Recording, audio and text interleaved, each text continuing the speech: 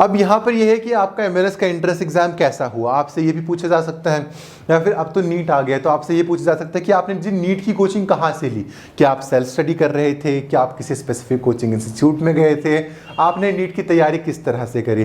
तो वहाँ पर आप बता सकते हैं कि अगर आप किसी स्पेसिफिक कोचिंग इंस्टीट्यूट में गए थे तो आप उसका नाम ले सकते हैं।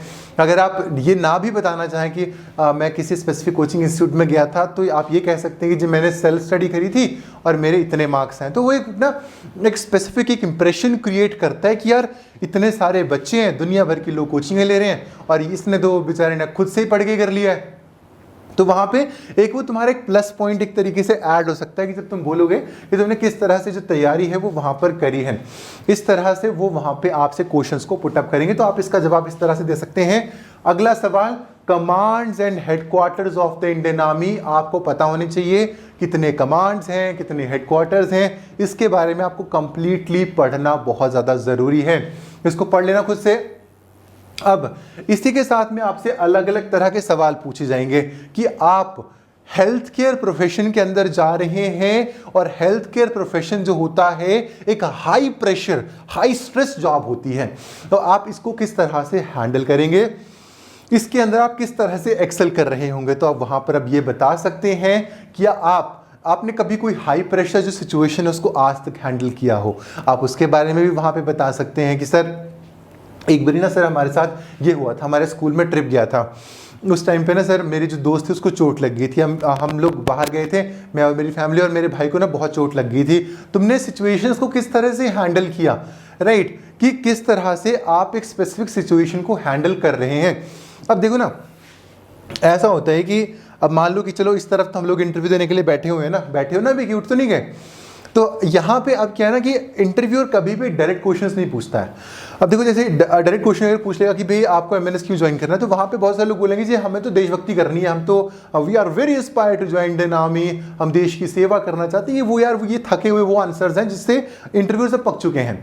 तुम्हें वो आंसर्स नहीं देने हैं, तुम्हें सिचुएशन बेस्ड आंसर्स देने हैं। अब आजकल क्या हो गया, इंटरव्यूज के अंदर सिचुएशन बेस्ड जो क्वेश्चंस होते हैं वो भी आपके वहाँ पर पूछे जाते हैं।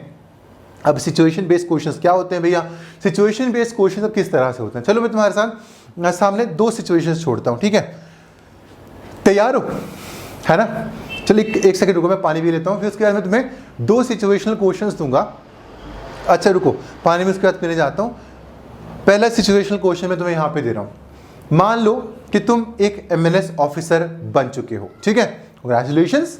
तो अब तुम एमएनएस ऑफिसर बन चुके हो और एमएनएस ऑफिसर बनने के बाद तुम वापस अपने घर जा रहे हो बाई बस। अब रास्ते में उस बस का एक्सीडेंट हो जाता है, तो अब तुम क्या करोगे। और उसके बहुत सारे जो लोग हैं बस के अंदर, उनको बहुत चोट लगी है और तुम्हारी भी हालत कुछ ज़्यादा बहुत अच्छी नहीं है, मतलब तुम ठीक हो, चलने फिरने लायक, लेकिन बहुत स्ट्रेस में हो। इस समय पे तुम as a military nursing service officer, as an Indian army का ऑफिसर, आप क्या करोगे। सोचो, 2 मिनट का समय, 2 मिनट का ब्रेक मैं ले रहा हूं, तब तक तुम्हें 2 मिनट तक सोचना है।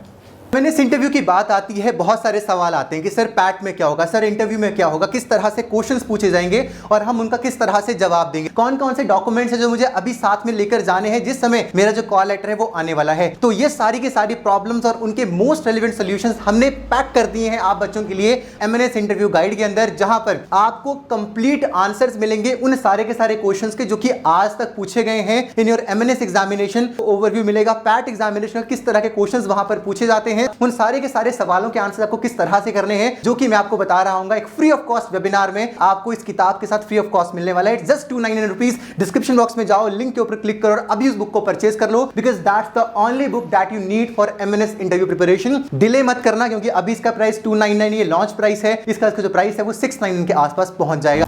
सोचा कुछ?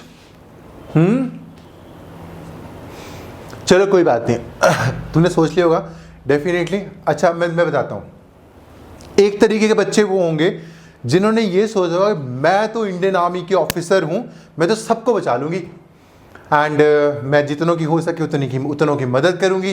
अच्छा कितने हैं जिन्होंने ये सब सोचा था? काफ़ी सारे होंगे ऑब्वियसली। दूसरे सिनेरियो में ये हो सकते हैं कि अच्छा देखो, एक तरीके से हमारी सोच ये बोलती है कि हमें सबकी मदद करनी चाहिए, राइट, लेकिन मेडिकल प्रोफेशन ऐसा नहीं बोलता। मेडिकल प्रोफेशन क्या बोलता है, दूसरों की सहायता करने से पहले तुम्हें खुद की सहायता करनी है, राइट। अगर तुम एरोप्लेन के अंदर बैठे होंगे, कभी जहाज में बैठे होंगे, तो वहाँ जब वो जो सुंदर सुंदर एयर होस्टेस होती है वो क्या बोलती हैं कि जब इमरजेंसी सिचुएशन आएगी, दूसरों की मदद करने से पहले खुद की मदद करें, है ना। दूसरों की मदद करने से पहले खुद का जो ऑक्सीजन मास्क उसको लगा लेना भाई साहब, नहीं तो तुम भी चल बसोगे। तो सेम चीज़ अब यहाँ पर थी। अब इसका जो वैलिड आंसर है वो क्या होना चाहिए था, वैलिड आंसर ये होना चाहिए था कि सर मैं इस टाइम पे हॉलीडे पे हूँ, तो इस टाइम के ऊपर अब मैं क्या कर रही होंगी। बहुत सारे लोगों को चोट लगी हुई है, अब मैं इंडियन आर्मी के ऑफिसर हूँ तो मेरी कुछ रिस्पॉन्सिबिलिटीज़ भी हैं, तो पर मैं ये नहीं करूँगी कि मैं सबको ठीक करने लग जाऊँगी। What I will do is कि मैं खुद को पहले ठीक करूँगी कि यार मुझे कुछ ज़्यादा चोट तो नहीं लगी है, अगर मैं उस कंडीशन में हूँ तो मैं अपना फ़ोन निकालूंगी और first of all I will call ambulance. देखो दो तरह की चीज़ें होती हैं, मैं तुम्हें यहाँ पे पढ़ा देता हूँ, BLS और ACLS होता है। चलो तुम्हें BLS और ACLS पढ़ा देता हूँ, क्योंकि ये जो कंसेप्ट है ना, ये तुमसे पूछा जाएगा और तुम फंस जाओगे और मुझे उसी का डर है।